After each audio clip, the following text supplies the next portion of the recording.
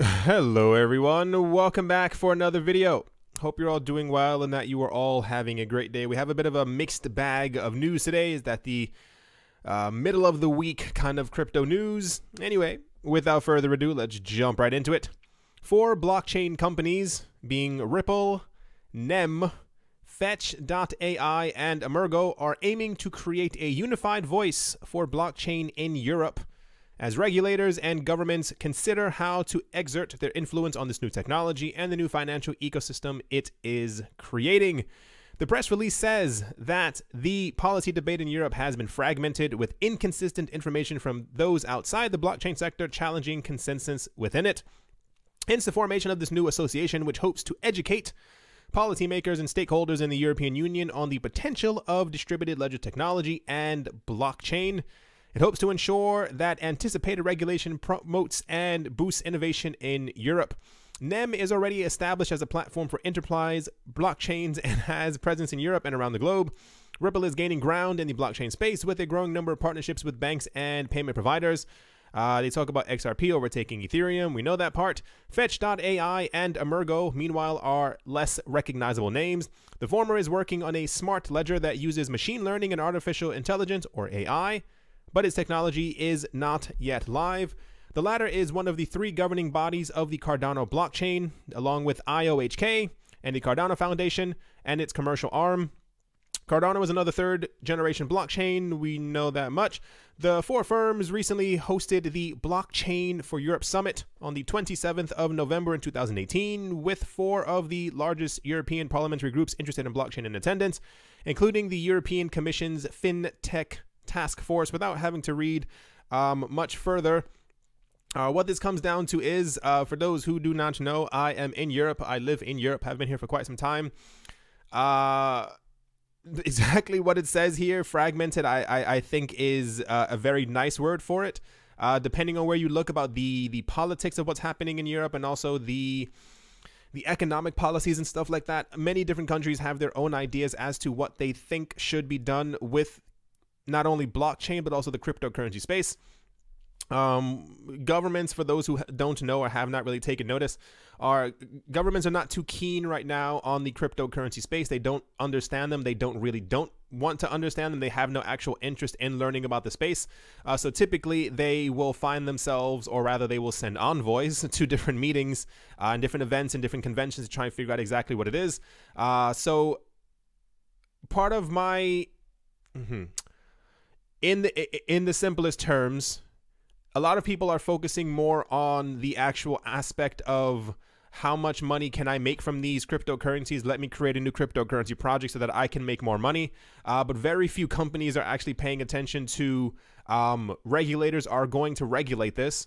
Let's make sure that they don't regulate it into the ground, or that they at least have information, or that we present ourselves to show them that it's not a scary space. You may think that while Bitcoin can't be controlled or can't be so-and-so, or, you know, it's resistant to government influence and stuff like that, there are a lot of governments around the world who have already banned Bitcoin. They are throwing people in jail who are using Bitcoin. It is completely illegal in these countries. Not to say that this is going to happen necessarily within Europe or in the United States, but it does not hurt to form an organization from people who are in the cryptocurrency space to be able to talk to world leaders about this. This is why I don't really care at all what you think about them. The Ripple team is incredibly intelligent. Exactly the corners that they've managed to get into. The governments, while we have governments talking about that they're thinking about banning cryptocurrencies or not giving regulation, the Ripple team has constantly made it so that they're one of the first ones in. That they were one of the first into the UK, into India, into parts of Africa as well. That's not to say that other corporations or organizations or crypto companies have not gotten there as well. I'm very glad to hear of this formation. I hope that it continues. You need, whether you believe so or not, a face to cryptocurrency projects.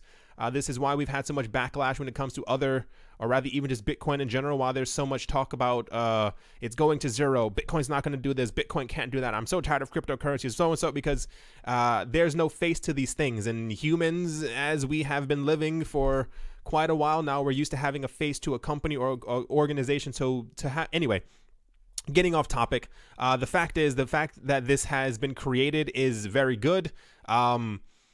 This is very similar to, kind of similar to what just formed in the United States as well, between what was it, like 10 other blockchain companies or something like that, who are trying to make sure that they're present at major, not meetings, but like congressional hearings or so and so, blah blah blah, so that they have their voice heard to make sure that when stuff is being put through for cryptocurrencies, that they, at least the lawmakers, understand a bit more about the tech, if you kind of get what I'm saying. So it's kind of like the other one is more like a self-governing type thing. We need more of these, and I'm glad that they've bound together to be able to form something like this, because I think otherwise, I think crypto would go in a very different direction if we didn't have things like this being put together, because governments want to ban it in the first place, but when you make it so that it's less scary for them, or they understand that how the technology works, then it works out at least a bit more in our favor. But let's move on. Next up, Bitfinex is in the news today. Users of crypto exchange known as Bitfinex and its associated trading platform known as ETHfinex now have a total of 6 stablecoins options for trading on either platform. As Bitfinex writes, for years, the only major option in stablecoins was Tether, and for quite a while, Bitfinex was the only way to cash in your Tether successfully. You'd have to pay Bitfinex withdrawal fees but they offered a 1-to-1 redemption, which they recently revoked, spurring Tether to reinstate its own redemption program, complete with a questionable high fee schedule. That was a couple days ago. I decided not to talk about it because I'm tired of talking about Tether in general. They said, at Bitfinex and ETHfinex, we are dedicated to providing a high-quality, unbiased meeting place for every ecosystem and customer. We were the first to introduce alternative stablecoins onto our platforms, including DAI, an Ethereum collateralized stablecoin, and now proudly introduce the following established stablecoins: USDC, TrueUSD, Paxos, and Gemini USD. All stablecoins on Bitfinex and ETHfinex will be traded against the US dollar. In addition to Tether, USDC, and Paxos Standard, which everyone seems to be integrated. Paxos is, I'm not sure who. They were in the news twice last week, and I remember the second article that we were talking about, the people who they have behind them, it's fairly certain that they have a lot of monetary weight on their side, because Paxos is being integrated into so many different platforms, and it's really weird because for a long time I just assumed that the Gemini US dollar and the True US dollar, which I think also had backing, I want to say Mike Novogratz, but like it's one of the other rich people who we constantly always hear about. Lo and behold, Paxos is paving the way. Both exchanges also offer DAI, a very different type of stablecoin built on Ethereum, as well as True USD and Gust from the Gemini exchange. This latest addition is noticeable in that Bitfinex is one of the first major exchanges other than Gemini to enable usage of it, likely leading to increased adoption of the Winklevoss Twins' stablecoin entrant. We should also note that they offer Yurt, the Euro version of Tether. Never heard of Yurt in my life. Of course, Yurt exists. It's great that they've added other stablecoins. That's absolutely wonderful. Good job, Bitfinex. I feel like they did this because they're trying to get away from the whole Tether controversy. They've been enthralled in the entire situation that Tether was created, or that they are printing Tether, or that Tether, they benefit directly in some way from it. So I think them adding other, like, you have to understand, in crypto as well as banking and finance, nothing happens by accident. I'm actually pretty shocked a lot of times when people don't understand these things. A lot of people think that moves like this happen out of the kindness of their heart, and that they're doing this, you know, simply to increase adoption and increase decentralization. It's just about money. I don't mean to burst everyone's bubble, but I'm always really shocked how many people hear things like this and they think that it's happening simply because the company is for the movement forward of crypto.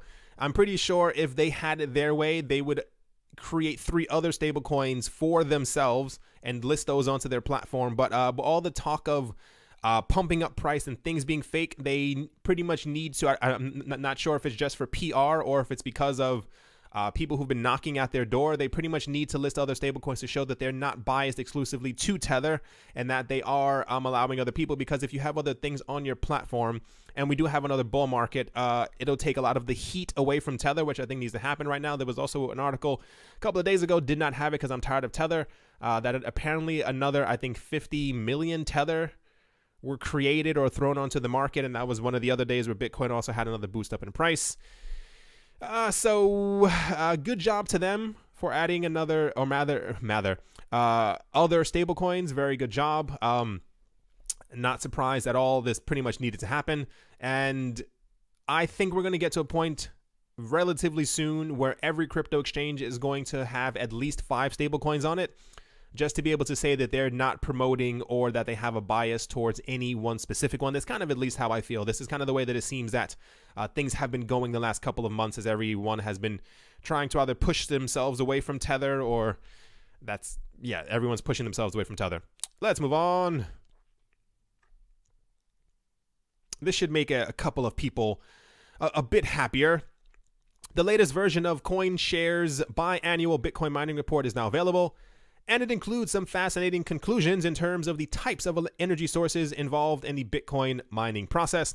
According to the report, at least 77.6% of Bitcoin mining is powered by renewable energy, which is in direct contrast to the sorts of over-the-top claims often made in the media in regards to the Bitcoin network's potentially harmful effect on the environment.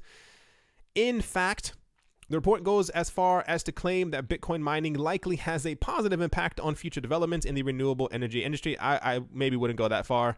The report from CoinShares focuses on the levels of renewable energy use in China, where a 2017 Cambridge University study estimated that 60% of mining hardware is located. In other parts of the world, such as the Pacific Northwest in the United States, where mining activity has increased over the past year or two. There have been many outrageous claims made in the media when it comes to Bitcoin miners' potentially negative effects on the environment. Some of these reports point out that the Bitcoin network is using more energy than entire countries. There was actually something, I don't know if they're going to have it in this article, there was something a couple days ago, they found out if you calculated it, the entire usage of energy to mine Bitcoin specifically, not even to mine Ethereum or any other coin or even Litecoin that other mining factories, whatever you want to call them, are using. If Bitcoin was a country, it is in 39th place of energy consumption. That means there are 38 countries in front of Bitcoin. But if Bitcoin was a country, it'd be using the 39th place as far as how much electricity that it actually needs. Some of these reports point out that the Bitcoin network is using more energy. There we go. While the most incredible claims go as far as to say that Bitcoin mining alone will eventually account for a 2 degrees Celsius increase in global temperatures. These sort of reports in the media also tend to ignore the potential benefit of the existence of a global, apolitical medium of exchange. But I'm not getting into any type of climate argument right now. The fact that the world could become warmer is not, you can't argue, well, we have a new medium of exchange and therefore it's okay. In a report from CoinShares, both of these points are quickly tackled in an introductory section. They said our view is that the cryptocurrency mining, while costly, is doing little meaningful harm as far as the environment is concerned, and is also unlikely to do so in the foreseeable future. We also believe the benefits of a global, censorship-resistant, highly transferable... Yeah, okay, whatever. You can't argue that we have new money and therefore who cares about the environment. The point is, without reading any further before I get more upset, the argument has been for a very long time that Bitcoin mining is very costly, which it is. The other side of the argument, or rather the same exact corner of it, is that it is destroying the environment. If you pay attention to any of the articles that are actually coming out when it comes to cryptocurrency mining, a large portion of the time it comes down to renewable energy, i.e. let's even focus on like solar energy and also on like water and wind energy. We don't typically hear about a lot of wind farms when it comes to cryptocurrency mining, but we do hear a lot about like hydroelectric power. There's a situation right now, or rather that we had in 2016, 2017, where we had an enormous amount of cryptocurrency projects or mining factory farms that were mining crypto normally. Just they were plugging themselves into the ground. That's not exactly how it works, but you get what I'm saying.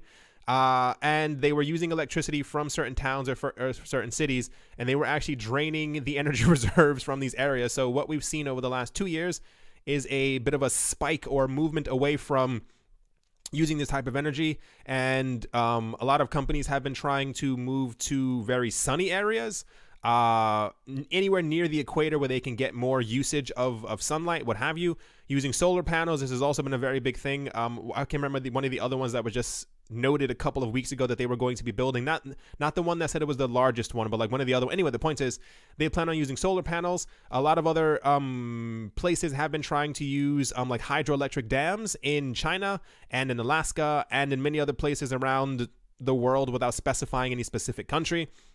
The only issue that we've had with the hydroelectric part is that, like, in Canada as well, they've been like reducing, subsidizing the mining and stuff like that, or they've been telling in Iceland, I think it was Iceland, that they can't mine in certain areas anymore because they're doing something to the so-and-so, but even though they're using the renewable energy, it's all kind of weird. I think, at least in part for me, I think governments are just trying to figure out another way to be able to cash in. I think when they made deals with these companies or organizations before, it came down to, yes, you can totally use our energy, so and so, do what you need to do, crypto's fake money. And now that they see that the industry is exploding rapidly, and that they could also, the governments, then potentially make even more money by raising taxes or cutting, subsidizing and doing whatever the case might be. This is kind of, I feel, me personally, kind of what it is. Especially when we have talk about crypto becoming a multi-trillion-dollar industry, governments definitely want to have at least a little sliver or slice of that pie. The point is, people understand that you can't really just use local energy anymore, that you have to kind of go away and use it in some type of, not even like a suburban area, it has to be completely secluded. People are trying to make sure that they're using renewable energy because it's also beneficial to them. It's not cost effective to use normal electricity that you're using inside of a town. Like, you can't simply plug 10,000 machines into 50 different outlets inside of a flat or inside of a building to take away the electricity from other people around you. You need renewable energy because the water is, as far as we know, is always going to keep running. The dams are always going to have water in them to produce electricity. Wind will always be there, and as far as we can see, the sun will probably always continue shining, and therefore solar panels, even if it's like a 3 to 5 year investment in the cost to initially buy them, will be beneficial down the line, especially if people are still mining cryptocurrencies, which they probably will be over the next 10 to 15 years. Just thought I'd not even touch on that, just talk about it. It's a very weird idea. The thought of crypto mining destroying the world. To be fair, that's not to say that it can't, that it won't be draining much more electricity. Current estimates now put us at like a 10 to 15x from where we are right now over the next couple of years. The Bitcoin hash rate may have dropped, as many of you may have heard or noticed over the last couple of weeks. But if we do eventually have some type of a bull market, this is obviously going to increase. If we have a situation where I think Bitcoin has, what is it, like a 70, 80 billion dollar market cap, and Bitcoin hits a $1.5 trillion market cap, it's fairly safe to assume that people are going to be mining like crazy, plugging more electrical devices in that are going to be able to create Bitcoin. And therefore, this is kind of where the prospect or the idea comes from. But not to spend too much time on this, I thought the argument was also a bit weird sometimes. Like, if everyone was just using non-renewable energy, I would get it. I would say, okay, we have a problem. Proof of stake is definitely better. But use all the electricity that you want as long as you're using something that's renewable or something that's not draining from someone else, or that's not putting a strain on the environment. By all means, go for it. And I can only assume that as time goes on, this number may eventually increase. I don't assume many people are going to be buying one ASIC miner or anything like that and plugging that into their computer or wall anytime soon to try and mine some cryptocurrencies. I assume the big players are going to remain the big players. But on the topic of Bitcoin, who knew that you could spend so much time talking about Bitcoin energy? Let's move on. Poloniex is in the news. The crypto exchange Poloniex has announced the opening of trading services for institutional clients. The company, which was acquired by payments firm known as Circle earlier this year, said on Tuesday that it will begin offering institutional accounts with support for different crypto trading pairs and API interfaces. The exchange will also provide no fee transactions for all Bitcoin/USD coin trades in December. As part of its new accounts, Circle is offering over-the-counter trading through Circle Trade, services through Poloniex, and trading pairs with the USDC stablecoin according to the registration page. Firms looking to participate in OTC trading must issue a minimum order of $250,000. And in its announcement, Circle explained that it would offer institutional clients higher withdrawal limits, as well as professional customer support. Our highly trained team will continue so and so and so. This is yet another cryptocurrency exchange. I'm not really surprised anymore that so many of them are kind of doing this.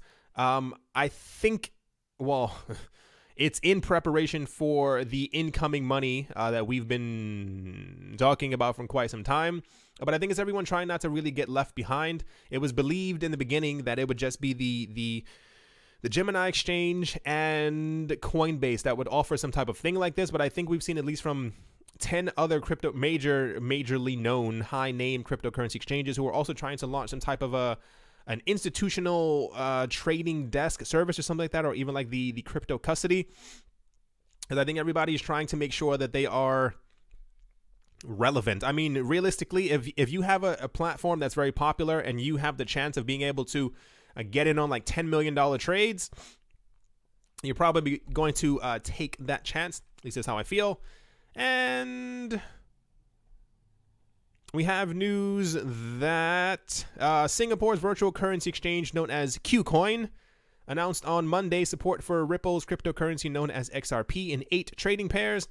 The move came after 2 weeks after the coin overtook Ethereum as the second most valuable. Yet we know KuCoin added XRP to its market on 9:30 in the morning on Monday.